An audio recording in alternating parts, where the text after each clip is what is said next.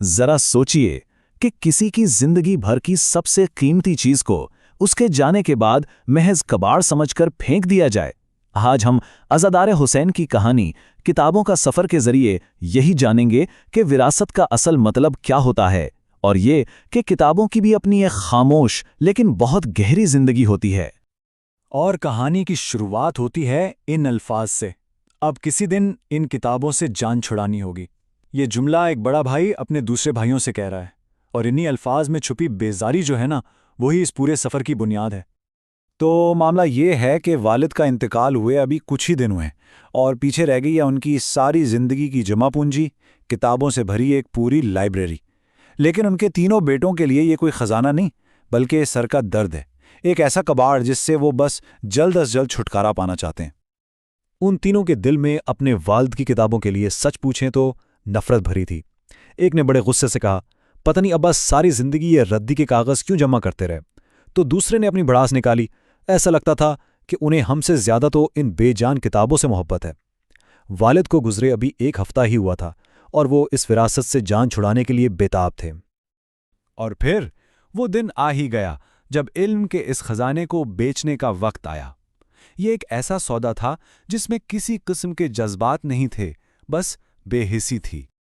रद्दी खरीदने वाले ने अलमारियों को देखा, एक नजर डाली और सीधा भाव बता दिया, 8 रुपए किलो। बस एक लम्हे में इल्म और दानिश का वो सारा खजाना सिर्फ कागज के वजन में तोल दिया गया। उसकी असल कदर को तो जैसे किसी ने देखा ही नहीं। और जब बड़े भाई ने फौरन ही 8 रुपए का भाव मंजूर कर लिया ना, तो रद्दी वाले ने अपने दिल में सोचा, काश इससे 5 रुपए किलो ही कह देता। ये लोग तो बस जान छुड़ाने पर तुले हुए हैं। ये सोच ही बता देती है कि इस लम्हे में इन किताबों की क्या वक़्त रह गई थी। खैर, सुबह से शाम हो गई, किताबों को बेदर्दी से तौला गया, एक वैन में लादा गया और वो उन्हें लेकर चला गया। इस तरह एक घर की पनाह से निकलकर इन किताबों के सफ़र का पहला बाब खत्म हुआ, और इनकी अगली मंजिल थी कबाड़ का एक ढेर। लेकिन क्या कहानी यहीं खत्म हो गई?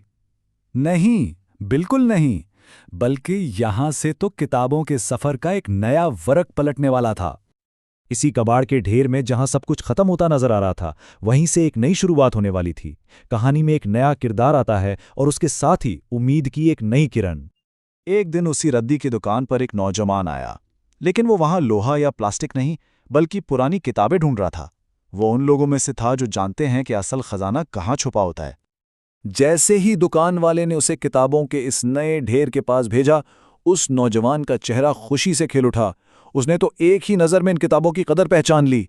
जरा सोचिए, कहाँ वो बेटे जिनके लिए रद्दी थी, और कहाँ ये अजनबी जिसकी आंखों में एकदम से चमक आ गई थी।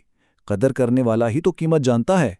इस नौजवान ने बगैर वक्त ज़ाय किए सारी किताबें खरीद लीं, और फिर हफ्ते महीनों में बदल गए, महीने सालों में, और साल गुजरते चले गए।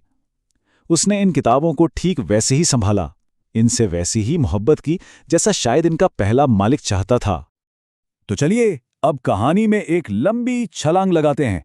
वो नौजवान अब बूढ़ा हो चुका है, बीमारी ने उसे घेर लिया है, और वो समझ गया है कि उसके पास ज्यादा वक्त नहीं बचा। अब वो अपनी विरासत के बारे में सोच रहा है।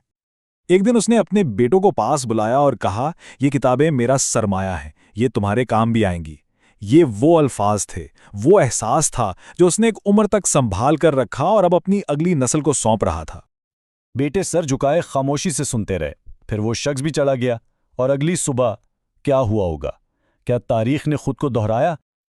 अगली सुबह वो किताबें एक बार फिर इसी रद्दी की दुकान पर पहुंचा दी गई थीं।